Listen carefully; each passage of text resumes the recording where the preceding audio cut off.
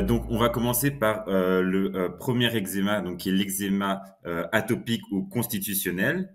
Donc, on peut le rencontrer chez tous les types de patients, mais particulièrement chez les jeunes enfants. Il peut se déclarer dès l'âge de 3 mois. Donc, dans ce cas, il sera appelé eczéma de naissance. De manière familière, lorsqu'on parle d'eczéma, on fait souvent référence à l'eczéma atopique. Selon les études, plus de 50% des patients souffrant d'eczéma atopique ont dans leur famille une ou plusieurs personnes souffrant d'eczéma ou d'allergies multiples telles que le rhume des foins ou encore l'asthme. Le principal déclencheur de cet eczéma est la sécheresse de la peau. L'eczéma atopique est également appelé eczéma dermatite atopique. Ces deux termes sont des synonymes, donc il est possible de rencontrer l'un ou l'autre sur les produits de votre pharmacie. Le second type d'eczéma que je vais vous présenter, qui est lui aussi très commun, c'est l'eczéma de contact irritatif. Il est causé par le contact de la peau avec une substance irritante, par exemple des produits d'entretien. Généralement, il se développe chez les personnes qui ont déjà un terrain atopique, donc soit qui ont la peau très sèche, ou alors qui ont déjà développé de l'eczéma quand ils étaient enfants. C'est l'eczéma que l'on rencontre le plus souvent au milieu professionnel. Il touche dans 70 à 90% des cas les mains. En effet, ce sont les mains qui sont le plus en contact avec les produits irritants. Les professionnels les plus touchés sont les personnes qui portent souvent des gants et ou qui ont les mains régulièrement humides. Ensuite, nous allons parler de l'eczéma de contact allergique. Donc, comme son nom l'indique, il apparaît après un contact entre la peau et un allergène. La sensibilisation du corps avec l'allergène, c'est-à-dire le premier contact, se fait la plupart du temps dans le jeune âge. Par exemple, on peut parler de l'allergie au nickel, donc un métal qui est présent dans les pièces de monnaie ou sur les petits bijoux fantaisie qu'on peut avoir et qui crée souvent de l'eczéma sur le bout des doigts concernant les pièces de monnaie ou alors au niveau du cou lorsque les bijoux sont portés. Ensuite, on va avoir l'eczéma dihydrotique ou acrovésiculaire. Donc derrière ce nom compliqué, en fait c'est tout simple. Donc c'est un eczéma qui est localisé sur la paume des mains ou sur la plante des pieds.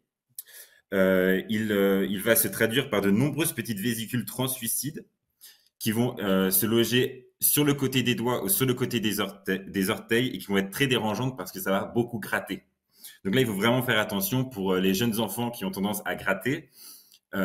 Si les vésicules viennent à se rompre, il faut bien désinfecter car il faut éviter toute surinfection et toute complication de cet eczéma. Pour finir sur l'eczéma, on va avoir un eczéma qui est plus rare, mais qui peut être très grave. C'est l'eczéma hypostatique ou aussi appelé dermatite de Stase. Ce nom vient du fait qu'il se développe lorsqu'on a une mauvaise circulation sanguine et que le sang stagne, entre guillemets, dans les membres inférieurs. On le reconnaît chez les personnes qui ont une insuffisance veineuse par son aspect rouge, avec des croûtes et des desquamations. Ici, le risque le plus important, c'est qu'à chaque petite blessure sur la peau, en fait, la blessure ne va pas bien cicatriser et ça peut même amener jusqu'à l'ulcération. Donc là, pour les différents types d'eczéma, on va avoir fini. On va passer sur les différents types de psoriasis. Donc nous commençons ici aussi par le psoriasis le plus commun, qui touche environ 80% des patients présentant un psoriasis. Donc c'est le psoriasis en plaques ou psoriasis vulgaire. Il se caractérise par une éruption en plaques rouges, comme a dit Anne, généralement symétrique, nettement définie et en relief. Sa taille peut être variable et la plaque peut présenter ce qu'on appelle des flocons, c'est-à-dire des peaux mortes, comme l'a dit Anne aussi, des squames, gris argentés facilement détachables. Typiquement, on le retrouve au niveau des extenseurs, donc la face interne, des coudes et des genoux, du cuir chevelu et des régions lombosacrées. Ensuite, on va avoir le psoriasis inversa ou psoriasis des plis. Ici, c'est un psoriasis généralement sans desquamation, présent au niveau de l'aine, des aisselles, de la région génitale ou en dessous des seins. Le fait de ne pas avoir de squames vient du fait qu'ils sont éliminés par la transpiration des plis. Ce psoriasis peut être difficile à diagnostiquer car il peut être confondu avec une mycose de la peau. Ici, dans la dia suivante, nous allons parler de deux psoriasis qui sont un peu plus particuliers. Donc tout d'abord le psoriasis de l'ongle, donc facilement reconnaissable car il va présenter un phénomène de la tache d'huile, c'est-à-dire comme si une goutte d'huile se trouvait sous la plaque de l'ongle.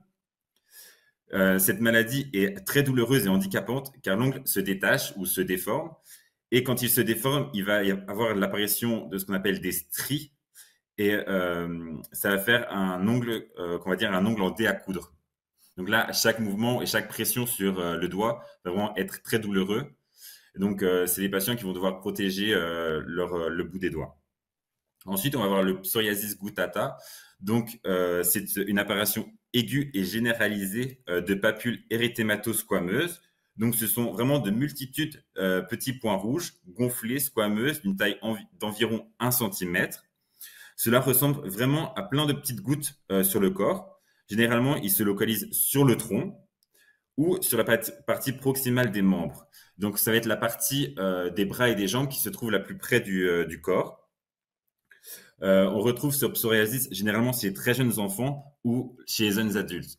C'est très très rare à partir de 25-30 ans de retrouver ce psoriasis. Enfin, nous allons parler d'une maladie qui regroupe deux pathologies. Il s'agit de l'arthrite psoriasique. Comme son nom l'indique, cette maladie se compose du psoriasis, maladie d'origine auto-immunitaire comme nous l'a dit Anne, et d'une inflammation chronique des articulations, l'arthrite. Cette maladie touche 10 à 30% des patients qui souffrent de psoriasis en plaques.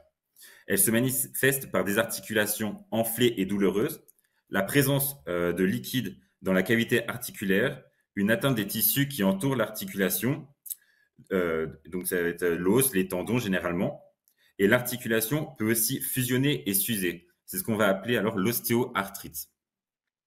Si vous êtes patient à risque, les signaux d'alerte peuvent être des raideurs matinales des articulations, des douleurs au niveau du dos et du cou, tant au niveau cervical que lombaire, et finalement par des tendons ou des insertions tendineuses douloureuses.